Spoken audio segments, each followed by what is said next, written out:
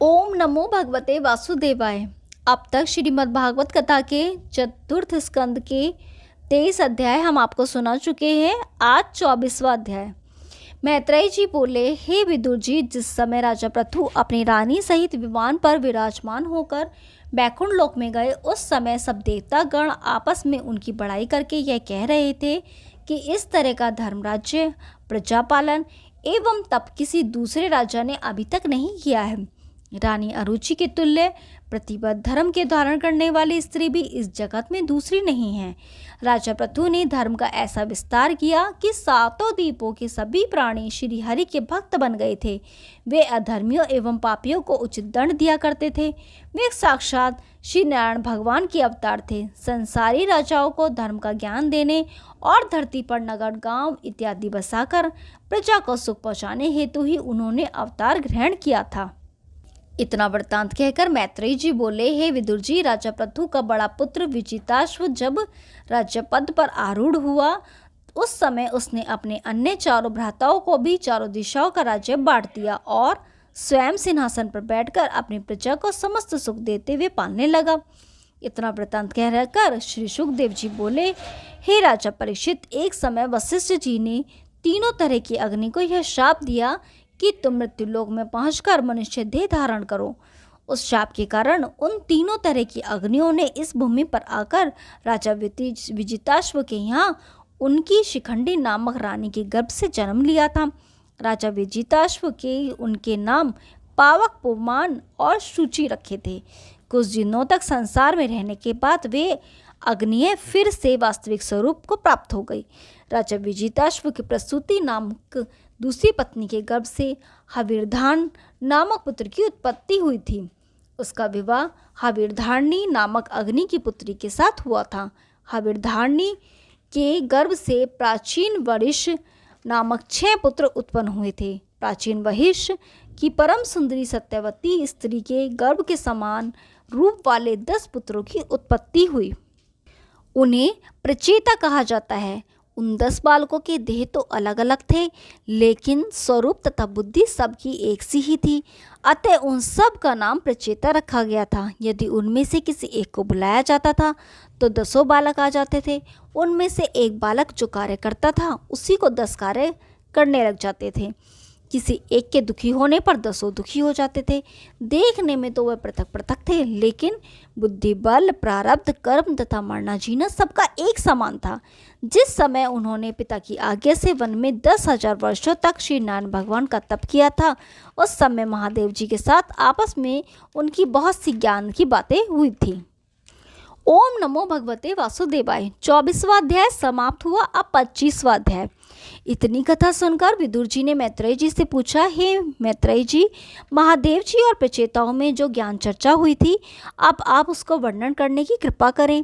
मैत्रेय जी कहने लगे, हे विदुर, जब प्रचेता लोग पैदा हुए उस वक्त प्राचीन वहिष ने उन्हें आज्ञा दी कि तुम लोग वन में जाकर नारायण जी का ध्यान और तप करो। उनके दर्शन प्राप्त करने के बाद तुम जगत में सृष्टि रचने का कार्य करना। प्राचीन वहिष ने ऐसे वचन सुनाकर प्रचेता लोग अपने घर से निकालकर पश्चिम दिशा में सिंधु के तीर पर जा पहुँचे।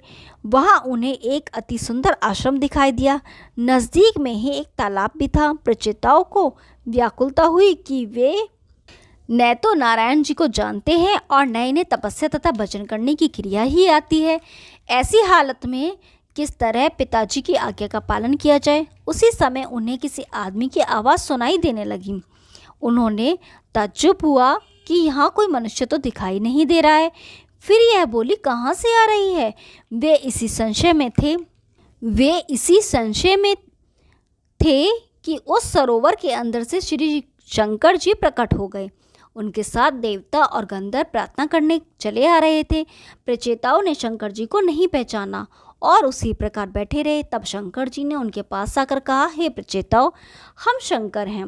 हम तुम लोगों को ज्ञान उपदेश करने आए हैं। तुम लोग जिस प्रकार नारायण जी को जैसा समझते हो, वैसा ही नारायण जी भी भक्तों से स्नेह रखते हैं। इसलिए अब हम तुम्हें हरि भक्त जानकर ज्ञान उपदेश देते हैं। शंकर जी के ऐसे वचन सुनकर सभी प्रचेता आनंदित हो उठकर खड़े हो गए। उन्हें सम्मान पूर्वक आसन देकर प्रार्थना करने लगे। श्री शंकर जी ने उन्हें श्री हरि की प्रार्थना में प्रधान हंस को स्रोत सिखलाकर इस तरह कहा, हे प्रचेताओं, तुम लोग प्रतिदिन प्रातःकाल अथवा सायकाल में इस स्रोत का पाठ कर श्री श्याम सुंदर की प्रार्थना तथा उनके चतुर्भुज स्वरूप का ध्यान किया करो। इस प्रकार तुम्हें शीघ्र ही श्री नारायण जी के दर्शन प्राप्त होंगे। हे प्रचेताओं, हम हरि भक्तों एवं ज्ञानियों का दर्शन किया करते हैं। जो प्राणी अपने अज्ञान के कारण नारायण जी का ध्यान नहीं करना जानते, उन्हें हम ज्ञानोपदेश देकर 100 जन्म के लिए कृतार्थ कर देते हैं। ब्राह्मण, क्षत्रिय, वैश्य और शूद्र, इन चारों वर्णों को वेद तथा शास्त्रों में बताए गए सद्धर्म पर दृढ़ रहना चाहिए। उन्हें पाप और अधर्मों में कभी रात नहीं होनी चाहिए। जो मनुष्य जैसा आचरण करते हैं वे चतुर्भुज रूपधारी श्री नारायण जी के दर्शन प्राप्त कर लेते हैं। इस तरह प्रचेताओं को ज्ञानोपदेश देकर श्री शिव जी कैलाश को चले गए। ओम नमो भगवते वसुदेवाय 25वां अध्याय समाप्त हुआ। अब 26वां अध्याय। मैत्रेय जी बोले, हे विदुर जी, प्रचेताओं ने महादेव जी द्वारा संत वैष्णवों की प्रशंसा एवं श्री नारायण जी के तप करने का उपाय सुनकर खुश हो हंस गुहे स्रोत का पाठ एवं तपस्या करने लगे। इस प्रकार तप करते हुए जब उन्हें 10,000 वर्ष व्यतीत हो गए, तब श्री नारायण जी ने प्रसन्न होकर उन्हें अपना दर्शन और वरदान देकर कृतार्थ किया। परंतु इतने पर भी वे लोग सांसारिक व्यवहार को झूठा समझकर निरंतर तप में ही लगे रहे। उधर उनके पिता प्राचीन वशिष्ठ ने बहुत समय तक सांसारिक सुख और राज उपयोग करने के पश्चात विचार किया कि राज्य तथा धन श्री हरि की कृपा से प्राप्त होता है। उस धन को यदि सांसारिक कार्यों में खर्च किया जाए तो उससे वास्तविक सुख की प्राप्ति नहीं होती है। अतः मुझे यह धन यज्ञ, दान आदि शुभ कर्मों में खर्च करके अपना परलोक सुधारना चाहिए। ऐसा निश्चय करके राजा ने यज्ञ और दान करना शुरू किया। शास्त्रों के अनुसार जिन जिन आश्रमों पर यह करना उत्तम कहा गया था, वहाँ वहाँ उसने यज्ञ किए, परंतु इतने पर भी उसके मन को वैराग्य प्राप्ति न हो सकी। राजा प्राचीन वशिष्ठ के मनोभाव को पहचान कर देवर्षि नारद ने अपने दिल में यह विचार किया कि राजा की समस्त उम्र यज्ञ करने में ही खत्म हुई जा रही है, परंतु यज्ञ करने से ही इसका परलोक नहीं बनेगा। यह राजा परमात्मा पृथु के कुल में पैदा हुआ है, इसलिए ज्ञान उपदेश देकर भव सिंधु से पार उतार देना चाहिए। ऐसा निश्चय कर नारद जी राजा प्राचीन वशिष्ठ के पास जा पहुँचे। मुनि को देखकर राजा ने श्रद्धा सहित दंडवत किया। तत्पश्चात उन्हें आदर सहित बैठाकर हाथ जोड़कर कहना शुरू किया, हे मुने, आज मेरा भाग्य उदय हुआ जो आप जैसे महात्मा कृपा कर यहाँ पधारे हैं। तब नारद जी मुस्कुराकर बोले, हे राजन, सत्य बात तो यह है कि तू अपने बड़े सौभाग्य से ही मनुष्य शरीर को प्राप्त कर भरतखंड का राजा हुआ। तूने इस कर्म भूमि में यज्ञ आदि अनेक धार्मिक कृत्य किए हैं, परंतु मनुष्य को उस जगह पर पहुंचना आवश्यक है जहां जाने के लिए उसने पहले निश्चय किया हो। यदि कभी मार्ग में चलते चलते ही उम्र पूरी हो जाए और वह अपने गंतव्य वाली जगह पर ना पहुंच सके, तो उस हाल में मार्ग जनित मेहनत की थकान के अतिरिक्त उससे और कोई लाभ नहीं होगा। श्री नारायण जी के ऐसे वचन सुनकर राजा ने अपने हृदय में आश्चर्य करते हुए यह सोचा कि वेद और पुराण में यज्ञ और दान का बड़ा ही फल बताया गया है, इससे बड़ा और कोई नहीं बताता है। फिर क्या कारण है जो देवर्षि नारद इस तरह बखान कर रहे हैं। ओम नमो भगवते वासुदेवाय 26वां अध्याय समाप्त हुआ। अब 27वां अध्याय। सबके हृदय की जानने वाले नारद जी ने राजा के हृदय में होने वाली शंका को जानते हुए यह सोचा कि हम जब तक राजा को कुछ डर नहीं दिखलाएंगे तब तक राजा यज्ञ करने से न टलेगा।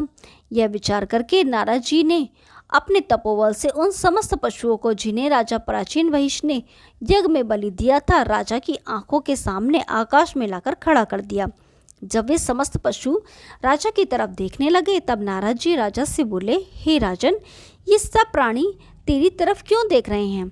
नारद जी की बात सुनकर राजा प्राचीन वशिष्ठ ने जैसे ही आकाश की तरफ अपनी दृष्टि उठाई, त्यों ही राजा ने देखा कि जिन जीवों को राजा ने यज्ञ में बलि दिया था वे सब आकाश में खड़े हुए बड़ी ही क्रोध भरी निगाह से राजा की तरफ देख रहे हैं। यह दृश्य देखकर राजा बहुत ही डरते हुए हाथ जोड़कर देवर्षि नारद जी से कहने लगा, हे देवर्षि, मैंने तो इन सब पशुओं को वध करके यज्ञ में हवन कर दिया था, फिर भला ये पशु अब कैसे जीवित हो गए और मेरी तरफ क्रोध भरी दृष्टि से देख रहे हैं। राजा के यह वचन सुनकर नारद बोले, हे राजन, जैसे तुमने इन पशुओं का वध करके यज्ञ में हवन किया, उसी तरह ये सब पशु भी तुम्हें मारकर अपना अपना बदला चुकाएंगे। नारद जी के ऐसे वचन सुनकर राजा अपने हृदय में सोचने लगा कि तब तो मैंने जितने जीवों को मारा है उतने ही जन्म लेकर इन सब के ऋण से उद्दृढ़ होना पड़ेगा। यह तो मुझसे बहुत बड़ा पाप हुआ जो मैंने इनको मारा। इस प्रकार चिंतातुर होते हुए राजा नारद जी से कहने लगे, हे ऋषिवर, मेरे यहाँ जितने भी विद्वजन, पुरोहित एवं मंत्री आदि हैं, उन सब ने मुझसे यही कहा था कि यज्ञ करने से बढ़कर श्रेष्ठ कोई दूसरा धर्म नहीं है। इसलिए उन सब के कहने के अनुसार ही मैंने यज्ञ करके इन पशुओं को बलि दिया था। लेकिन अब आप मुझे डर दिला रहे हैं, इसलिए आपके कहने का जो मूल मतलब हो उसे कृपा कर मुझे समझाइए, जिससे मेरा संदेह दूर हो जाए।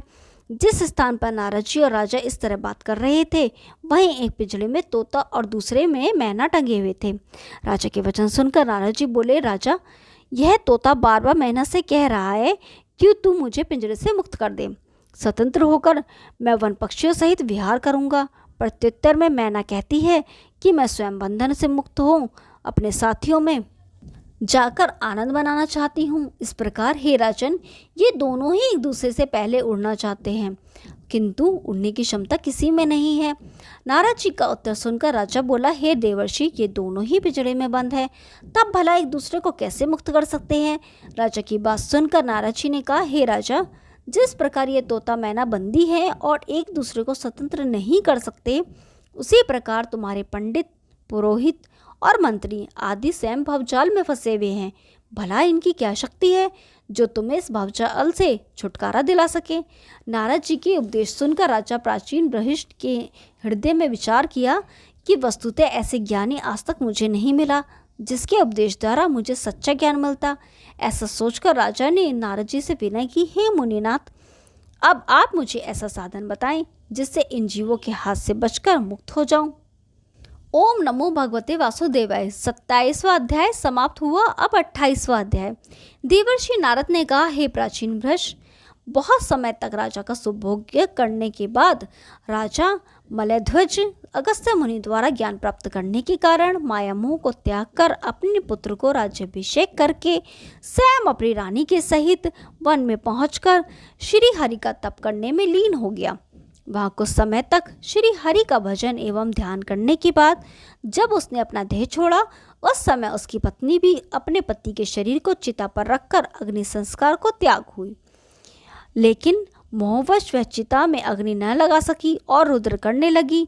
उसी क्षण उसके पिछले जन्म का मित्र अविज्ञात वहाँ आ उपस्थित हुआ। उसने पुरंजन को राजा मलयध्वज की स्त्री के रूप में देखते ही पहचान लिया। तब उसने दया करके उस स्त्री रूपी पुरंजन से पूछा, तू इतना रुदन क्यों कर रही है? यह पुरुष जो मरा पड़ा है, यह तेरा क्या लगता था? तू मुझे पहचानती है या नहीं? अविज्ञात के ऐसे वचन सुनकर स्त्री रूप पुरंजन ने उत्तर दिया, हे महानुभाव, मैं तुमको नहीं पहचानती हूँ। यह जो मृतक शरीर रखा है, यह मेरे पति हैं। मैं इन्हीं के मरने के शोक में रुदन कर रही हूँ। यह सुनकर अविज्ञात ने कहा, हे स्त्री, तू पिछले जन्म में पुरंजन नामक राजा थी और मैं अविज्ञात नामक तेरा मित्र हूँ। तू एक दिन मेरा साथ छोड़कर घर से निकल आया और एक स्त्री के भोग विलास में पड़कर मुझे तू भूल गया था, इसलिए तुझे अब इस जन्म में स्त्री का शरीर प्राप्त हुआ है। अब तुझे इस राजा मलयध्वज के मरने का दुख छोड़कर अपने पूर्व शरीर पुरुष देह को पाने का प्रयत्न करना चाहिए। हम और तुम दोनों मनुष्य देह में मानसरोवर के किनारे निवास करने वाले हंस रूपी जीवात्मा एवं परमात्मा हैं। तू सांसारिक माया मोह में फंसकर भ्रष्ट हो गया था। यह जीव माया मोह के कारण ही 84 लाख योनियों में घूमता हुआ अनेक तरह के देह पाता रहता है। मित्र अविज्ञात के ऐसे वचन सुनकर स्त्री रूपी पुरंजन के अंतःकरण में ज्ञान प्रकट हो गया। तब उसने शोक को छोड़कर राजा मलयध्वज के मृतक देह में अग्नि प्रवेश कर दिया और अविज्ञात के कथनानुसार हरि भजन में लवलीन हो गया। समयानुसार देह त्यागने पर उसे फिर पुरुष देह प्राप्त हुआ और उसने पुनः अपने मित्र अभिज्ञात से जाकर भेंट की। नारद जी बोले, हे राजन, तुमने सिंहासन रूढ़ होकर बहुत समय तक सांसारिक सुखों का उपभोग किया, बहुत से यज्ञ तथा दान आदि कर्मों द्वारा यश भी पाया, परंतु अब तुम्हें यह उचित है कि तुम अपने मन को इन सब सांसारिक व्यवहारों से विरक्त करके श्री नारायण जी के चरणों में प्रीति करो तथा उन्हीं का स्मरण एवं भजन करो। ऐसा करने से तुम्हारा परलोक सुधर जाएगा। यदि तुम ऐसा ना करोगे तो तुम्हारा इस आवागमन से मुक्ति पाना अत्यंत कठिन है। साधु महात्माओं के सत्संग से अंतःकरण शुद्ध और निर्मल हो जाता है। दान तथा यज्ञ करने से सांसारिक लोग कुछ दिन तक तो देवलोक के सुखों का उपभोग अवश्य प्राप्त कर लेते हैं, परंतु बाद में फिर उन्हें इसी संसार में जन्म लेकर कष्ट उठाना पड़ता है। परंतु जो लोग वैराग्य धारण करके केवल भक्ति का आश्रय लेते हैं, उन्हें वैकुंठ लोक के अखंड सुख की प्राप्ति होती है। अतः इन सब बातों पर विचार करके तुम्हें श्री नारायण जी की भक्ति करनी चाहिए। नारद जी के मुख से इन सब वचनों को सुनकर राजा प्राचीन बहिष्के ने हाथ जोड़कर कहा, हे दयानिधे, आपने मुझे श्रेष्ठ ज्ञान का उपदेश दिया है, इसलिए आपका अत्यंत कृतज्ञ हूँ। परंतु मेरे पुत्र तपस्या करने के लिए गए हुए हैं, वे अभी तक नहीं लौटे हैं। जब ये लौट आएंगे तब मैं उन्हें राज्य देकर वन में जाकर श्री नारायण जी का तपोवन ध्यान करूंगा। ओम नमो भगवते वासुदेवाय। 18वां अध्याय समाप्त हुआ। अब 19वां अध्याय। मैत्रेय जी ने कहा, हे विदुर जी, राजा प्राचीन बहिष्क के मुख से इन शब्दों को सुनकर नारद जी ने आश्चर्यान्वित होकर अपने हृदय में विचार किया कि देखो, मैंने राजा को इतना ज्ञान सिखाया, फिर भी इसका मन सांसारिक माया मोह में विरक्त नहीं हुआ है। यह अभी भी यह कह रहा है कि पुत्रों के लौट आने पर मैं उन्हें राज सिंहासन सौंपने के बाद श्री नारायण जी का भजन करूंगा। नारद जी ने यह सोचकर अपने योग बल द्वारा आकाश में एक बाग लगा दिया तथा उसकी ओर देखकर राजा ने कहने लगे, हे राजन, देखो तो ये कितना अचंबा दिखाई देता है। नारद जी के वचन सुनकर जब राजा ने अपने नेत्र ऊपर आकाश की ओर उठाए तो उसे यह दिखाई दिया कि फल फूल से लदा हुआ एक सुंदर बाग लगा हुआ है। उस बाग के 4 दरवाजे हैं तथा उनके बीच में एक जंगली हिरनी चौकड़ी मारकर कूदता हुआ हरी हरी घास खा रहा है। क्षण भर बाद ही राजा ने देखा कि एक बहेलिया भी उस बाग में आ पहुंचा और उसने हिरन को पकड़ने के लिए बाग के एक दरवाजे पर जाल बिछा दिया और दूसरे पर अपने कुत्ते बैठा दिए। तत्पश्चात अपने तीसरे द्वार पर आग लगा दी और चौथे पर स्वयं अपना धनुष बाण साध कर खड़ा हो गया। परंतु हिरन इस दृश्य को देखकर कुछ भय न मानकर पूर्ववत ही आनंद से घास चलता रहा। उस समय उस बाग में बहेलिया तथा हिरन को देखकर राजा प्राचीन बृहस्पति ने नारायण जी से कहा, हे महामुने, ये कैसा आश्चर्य की बात है कि बाग के 4 दरवाजे पर इस हिरन को मारने का पूरा प्रबंध हो चुका है, फिर भी वह निर्भय और निश्चिंत होकर घास चर रहा है। इसे अपने प्राणों की चिंता नहीं है। भला इस प्रकार घास चढ़ने से क्या लाभ होगा? राजा के शब्दों को सुनकर नारद जी ने मुस्कुराते हुए कहा, हे राजन, तुम्हारी भी तो यही दशा हो रही है। वृद्धावस्था के कारण तुम्हारी संपूर्ण इंद्रियां शिथिल हो चुकी हैं। मृत्यु का दिन भी निकट आ पहुंचा है, परंतु तुम अभी तक इस संसारी माया मोया से ऐसे फंसे हुए हो कि अपनी आंखों से सब हाल देखकर भी तुम चेत नहीं हुए थे। तुम्हें अभी तक राज्य और सांसारिक सुखों की तृष्णा लगी हुई है। नारद जी के मुख से यह ज्ञान सुनते ही राजा के रोंगटे खड़े हो गए। उसे ऐसा प्रतीत होने लगा मानो उसका संपूर्ण शरीर जल रहा हो। अपने शरीर की यह दशा देखकर उसने नारद जी के चरणों में गिरते हुए कहा, हे प्रभु, आपने बड़ी कृपा करी जो मुझे सांसारिक फंदे से इस तरह बाहर निकाल दिया, अन्यथा मैं इसी में पड़ा अपना जीवन नष्ट कर देता। इतनी बात कहकर राजा उसी समय तपस्या करने के निमित्त बद्रिका आश्रम की तरफ चला गया। वन में जाकर उसने श्री नारायण जी का तप तथा ध्यान करके मोक्ष पद को पा लिया।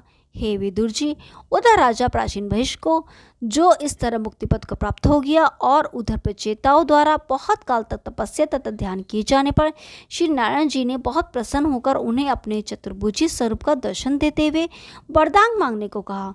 उस समय श्री नारायण जी ने उन्हें मनवांछित वरदान देते हुए कहा, तुम लोग गृहस्थाश्रम भोगने के उपरांत अंत में मुक्ति पद को पाओगे। इतना कहकर श्री नारायण भगवान अंतर्धान हो गए। तब प्रचेता भी अपने घर को चल दिए। मार्ग में घर को आते समय प्रचेताओं ने यह देखा कि उनके वन को आते समय जो नगर एवं गांव बसे हुए थे वे सब उजड़कर वन के समान हो गए हैं। यह देखकर प्रचेताओं ने आपस में कहा कि वन के देवताओं ने हमारे राज्य एवं देश को उजाड़ कर दिया है, इसलिए हम उन्हें अपने तपोबल से भस्म करके उनके इस दुष्कर्म का फल अवश्य ही देंगे। ऐसा निश्चय करके जैसे प्रचेताओं ने उस वन की तरफ अपने क्रोधावेश में की दृष्टि डाली, वैसे ही वह वन उनकी क्रोधाग्नि द्वारा जलकर भस्म हो गया। हे विदुर जी, उस वन के भस्म होने पर वहां के सभी देवता अपने अपने प्राण बचाकर ब्रह्मा जी के पास गए और उनसे अपनी सहायता के लिए आर्त करने लगे। उस समय ब्रह्मा जी की आज्ञा अनुसार चंद्रमा प्रचेताओं के पास पहुंचकर इस प्रकार कहने लगे, हे प्रचेताओं, तुम लोग भगवत भक्त हो। तुमने 10,000 वर्षों तक श्री हरि भगवान का तप किया है, अतः तुम लोगों को किसी निरपराध के ऊपर इस तरह क्रोध नहीं करना चाहिए था। इस वन के द्वारा अनेक ऋषि मुनियों और पशु पक्षियों की उदर पूर्ति होती थी और बहुत से प्राणियों की रक्षा होती थी। इस वन को इस तरह भस्म करने से तुम्हें बड़ी भारे पातक लगेगा। तुमने सृष्टि रचना करने की कामना से श्री नारायण जी की तपस्या की है, इसलिए अब तुम निम्लोचना नामक वृक्ष की सुंदर कन्या के साथ विवाह कर लो। उसके द्वारा तुम्हें अनेकों पुत्र पुत्रियों की प्राप्ति होगी। जिस समय चंद्रमा प्रचेताओं को इस तरह समझा रहे थे उसी समय देवता गण भी उस कन्या को साथ लेकर प्रचेताओं के पास आ पहुँचे। तत्पश्चात चंद्रमा के कहने पर प्रचेताओं ने अपना क्रोध शांत कर लिया। तब वन की वह अग्नि भी शांत हो गई। तदुपरांत प्रचेता उस कन्या से गंधर्व विवाह करके अपने पिता की राजधानी महिष्मतीपुरी में आकर राज्य करने लग गए। उसी कन्या के नाम से दक्ष नामक पुत्र उत्पन्न हुआ, जिससे नारायण भगवान की तपस्या करके अनेक जीवों को प्रकट किया। कुछ समय तक राज्य करने के पश्चात प्रचेता अपने पुत्र को राज्य देकर स्वयं श्री नारायण जी की तपस्या करने के निमित्त पश्चिम दिशा की तरफ चले गए। मार्ग में उन्हें नारद जी से ज्ञान उपदेश पाकर प्रचेता श्री नारायण भगवान का तप और ध्यान करते हुए अंत में देह छोड़कर वैकुंठ लोक को सिधार गए। तत्पश्चात मैत्रेय जी के मुख से इतनी कथा सुनकर विदुर जी भी हस्तिनापुर को पधार गए। इति श्रीमद्भागवत चतुर्थ स्कंद समाप्तम। ओम नमो भगवते वासुदेवाय। कल 5वां स्कंद शुरू करेंगे, तब तक के लिए नमस्कार।